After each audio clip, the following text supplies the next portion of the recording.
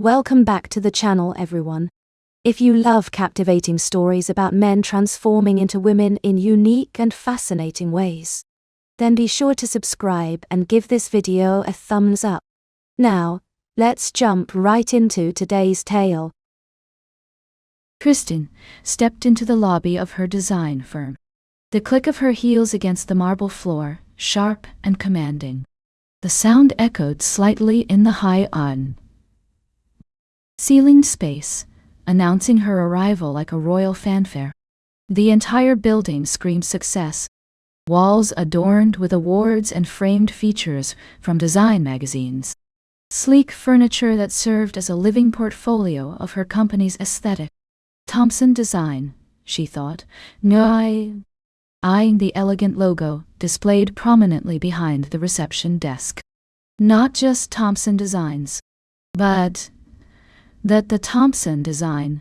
The subtle absence of the plural spoke volumes about the exclusivity of her brand. Her stride was confident.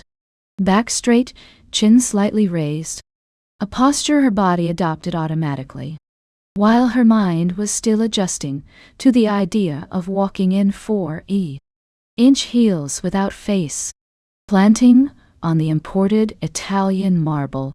"Morning, Miss Thompson," the security guard called with a respectful nod that carried more than a hint of admiration. Kristin returned the greeting with a smile and a small wave, noting with interest how different it felt to be acknowledged this way. With respect tinged with something else. Something Kyle had rarely experienced. She stepped into the elevator, pressing the button for the top floor with a perfectly manicured finger. As the doors closed, she caught her reflection in the mirrored interior and almost did a double take. The woman staring back at her exuded confidence, power, and an undeniable sensuality. Traits that Kyle Thompson had never possessed in combination. "Work it, girl," she whispered to herself with a hint of irony, practicing the small smirk that seemed to come naturally to this version of herself. The moment she exited the elevator, she was greeted with compliments. The office was already bustling despite the early hour. Employees moving with purpose through the stylish open concept space that somehow managed to be both trendy and timeless.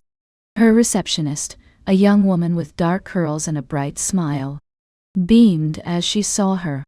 "Damn, Kristin," she said, looking her up and down with unabashed appreciation. "You are killing it today. That outfit is everything." Kristin gave a small smirk, still adjusting to how natural it felt to receive compliments like that. Kyle had been lucky to get a nice shirt comment once in a blue moon. "Big day," she replied smoothly, walking past. Then, because it seemed like something Kristin would do, she added, "Those client mood boards ready for me." "Zoe?" "On your desk," the receptionist confirmed, tapping something into her computer, along with the revised material samples and the contractor estimates you asked for. Kristin nodded, impressed with the efficiency. "Perfect. Hold my calls until Jason arrives." The words flowed naturally. Names and requests she shouldn't have known surfacing without effort. It was like having a script fed to her through an invisible earpiece. Except the earpiece was apparently her own subconscious, accessing Kristin's memories and habits. As she strode through the office, her employees took notice, some nodding in respect, others openly admiring her. She caught snippets of whispered conversations. "What?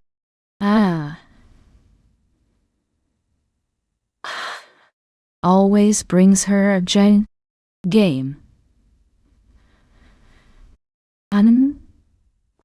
Going to nail this presentation." None wouldn't want to negotiate against her. Everyone knew about the big client coming in today, and apparently everyone expected Kristin to handle it flawlessly. "Morning, boss," called a young designer as Kristin passed his workspace.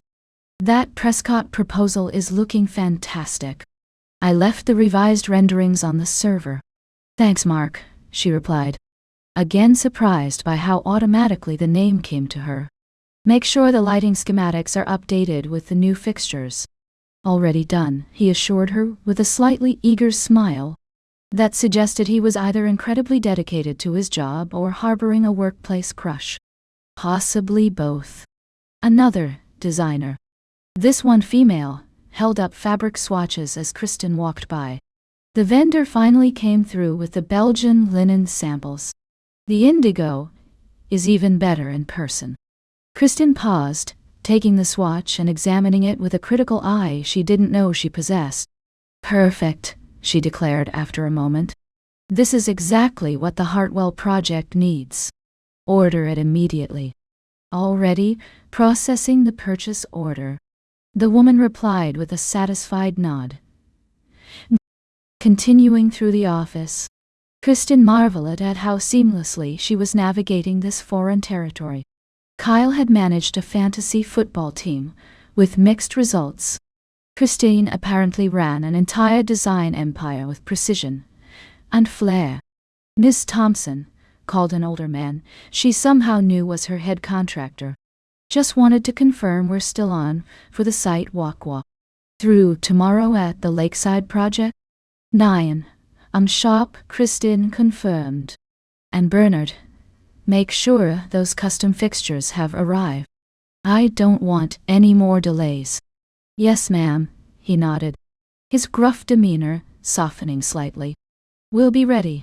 Kristin entered her corner office, which was just as impressive as everything else in this life.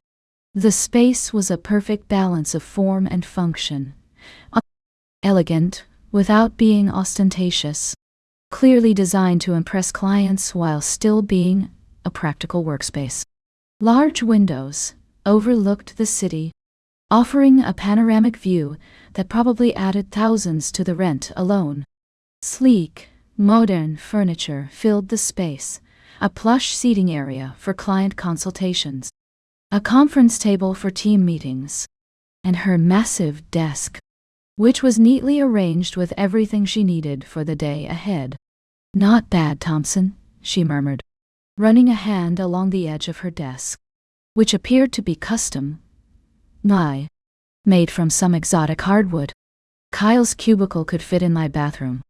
She barely had time to settle in before her assistant walked in, an attractive, sharply dressed man carrying a tablet and a folder.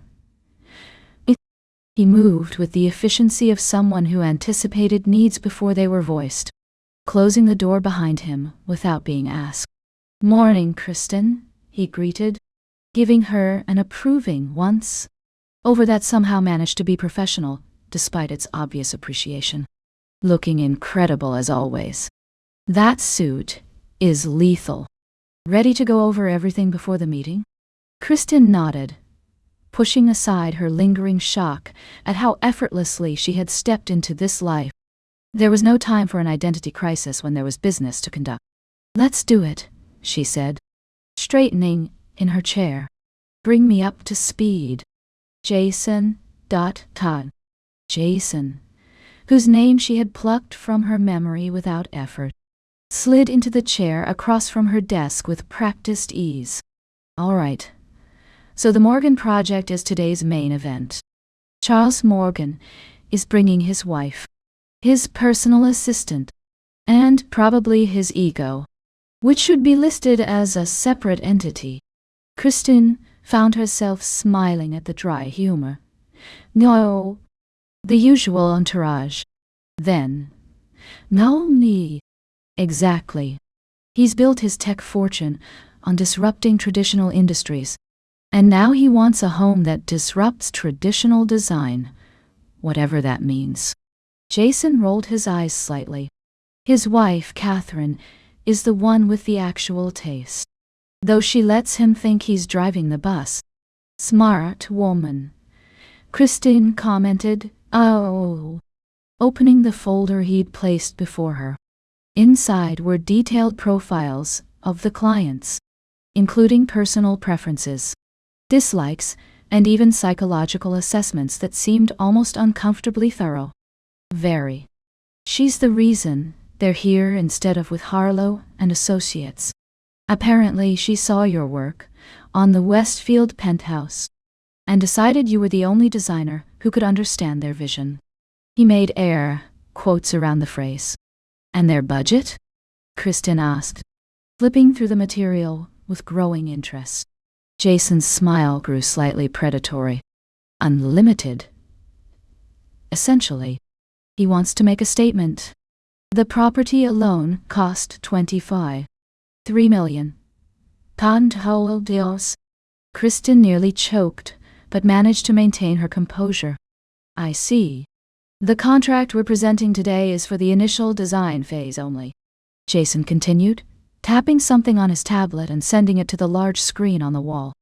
A detailed proposal appeared, complete with fee structures that made Kristin's eyebrows want to climb into her hairline. If they approve, we move forward with the full project, which would be our largest commission to date. No pressure, Kristin muttered. None at all, Jason replied with a smirk. Just the future of the company, riding on whether Charles Morgan likes your vision for his master bathroom. Kristin laughed, the sound surprisingly genuine. When you put it that way. You've got this, Jason assured her, his confidence in her apparent. You always do. Besides, Catherine is already halfway sold, and she's the one who actually makes the decisions. What's our angle? Kristin asked, surprised at how strategic her thinking had become. Kyle would have been overwhelmed by now. Kristin was mapping out a plan of attack. Innovation with restraint, Jason replied immediately. They want something groundbreaking, but not gimmicky. The tech world is full of flash in the pan concepts that age poorly. Our pitch is timeless innovation, pushing boundaries while respecting classical principles of design. Kristin nodded, finding that her mind was already filling with ideas, concepts, and approaches that seemed to materialize from nowhere. Images of spaces, materials, and layouts formed with crystalline clarity, as if she'd spent years honing this particular skill. Which, of course, Kristin had. The presentation is ready? She asked, though she somehow knew it would be. Loaded on both your tablet and the main system as backup, Jason confirmed. The materials library has been updated with all the samples we discussed. The 3D renderings are complete, and the conference room is set up exactly how you like it. And the catering? Arriving 15 minutes before the meeting. Mr. Morgan's caffeine preference is handled, and Mrs. Morgan's gluten sensitivity has been accounted for. Kristin nodded, impressed despite herself. You're very good at your job, Jason. Bow. He grinned, the compliment clearly appreciated. I know. That's why you pay me the big bucks. Not big enough, mind you. But we can discuss my raise after you land this contract. She found herself chuckling at his boldness. One thing at a time. Jason stood, tablet in hand. The team is ready for the final review whenever you are. You've got about 90 minutes before the Morgans arrive. Kristin nodded, feeling a strange sense of excitement building. This was so far removed from Kyle's world of spreadsheets and fantasy football statistics. And yet she found herself not just ready, but eager to tackle the challenge. She had a company to run. Her company. A successful, thriving business that she had built from the ground up. If the awards lining her office walls were any indication. And in less than 2 hours, she had a deal to close that could change everything. Let's get the team in here, she said, rising from her chair with a confidence that felt increasingly natural. I want to review everything one more time. As Jason nodded and moved to gather the relevant staff, Kristin turned to look out at the city spread below her office windows. From this height, everything looked small, manageable, a fitting metaphor for how she was beginning to feel about this unexpected new life. "All right, Morgan family," she murmured to the skyline. "Let's see what kind of magic I can work for you today." And for the first time since waking up in Kristin's body, she felt genuinely excited about what lay ahead.